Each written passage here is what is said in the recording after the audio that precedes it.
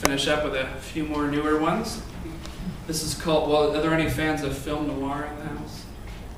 Excellent. Okay, you might get a kick out of this. This is called Multiple Sarcasms. Her swift, snide remarks hit me like a ton of bricks in the face. Is that your head, handsome, or did your neck throw up? What did you get that outfit, the Salvation Army or Mars? You know, it's a miracle that you can even tie your own shoes. My pulse quickened. Cottonmouth took hold. My mind raced feverishly. Who the hell was this chick? Not too fast on your feet there, are you, hot stuff? Was she reading my thoughts? She handed me a business card.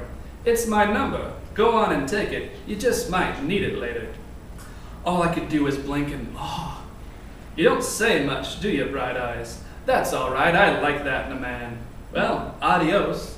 She smiled and walked away. My mental scorecard flashed. Game, set, match. I was smitten.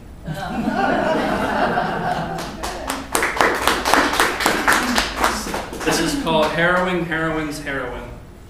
The bourbon-fueled suburban heroine digresses and then lays down her arms. She settles and sets aside her lofty morals. She ignores neon warning signs from her acute senses and slides the needle in. Stress melts away and she rides the lightning. She lassos some faraway dream clouds, all the while crawling up peeling walls to tickle beckoning Zeus's beard. The sweet, seductive heroine rush subsides, and the indifferent heroine crashes back down to Earth's trappings. She is reduced to being yet another vulnerable, stationary mortal. Robbed of youth, ambition, and vitality, she is now humbled and empty inside, confounded by the coldness of reality, drifting on a vacancy of longing, itching, twisted, and broken.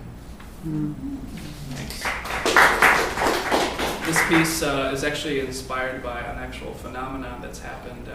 Anytime they make a Western in the Great Plains states, there aren't that many buffalo left, so they actually have to train these domesticated buffalo to act like buffalo. So they're basically just oversized dogs. So they pretend to get shot and fall over and run with a herd, but they're domesticated. They don't live in the wild anymore. They don't know what it means to be a buffalo. So when I found that out, I decided to write this piece. It's called Stunt Buffalo. I run down the hill in a stampede. I run down the hill all alone. I stand still and get shot again. I stand perfectly still for the shot. I graze in the majestic meadow. I pose majestically by the stream. I want to run beyond the horizon. I want to break free of this life. What the hell am I doing here? Why am I here with you again, lowering myself to do this? Call me domesticated. Call me a wannabe dog. Call me with a whistle. Call me with a shout. I come running back to you. I come running right away. I come running either way because you are my home. You will train me. You will feed me. You will shelter me. You will protect me. You will keep me from turning into what I was born to become. The world has no use for buffalo.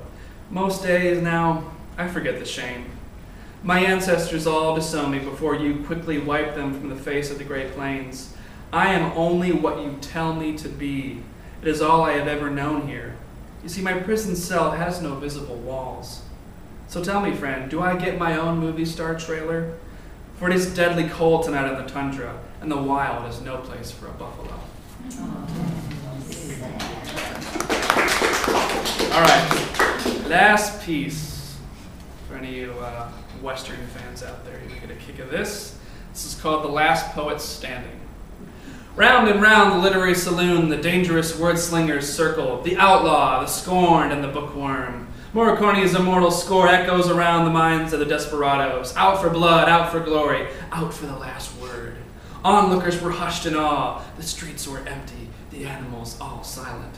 The scorned woman drew first, regaling with tales of lost love and triumph over adversity. She crowed at full voice. She turned to bow for the crowd and was cut down by the outlaw. His double-barrel verbal assault stopped her right in her tracks.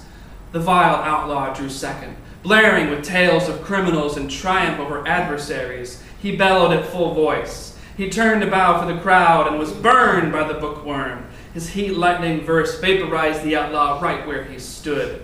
The bookworm took the scorned woman's scarf and outlaw's hat as trophies and as a reminder. He tipped his hat for the crowd, but he never did turn his back, for he knew others would arise to claim his crown after that day, to steal his title of Thesaurus Rex. Morriconi's immortal score whispers around the minds of would-be foes, out for blood, out for glory, out for the last word. But this resourceful wordslinger remained the last poet standing. After that fateful verbal shootout, he became legendary, admired, and even feared by his occupation alone. Librarian. Yeah. Thank you. I have chapters for sale if anybody wants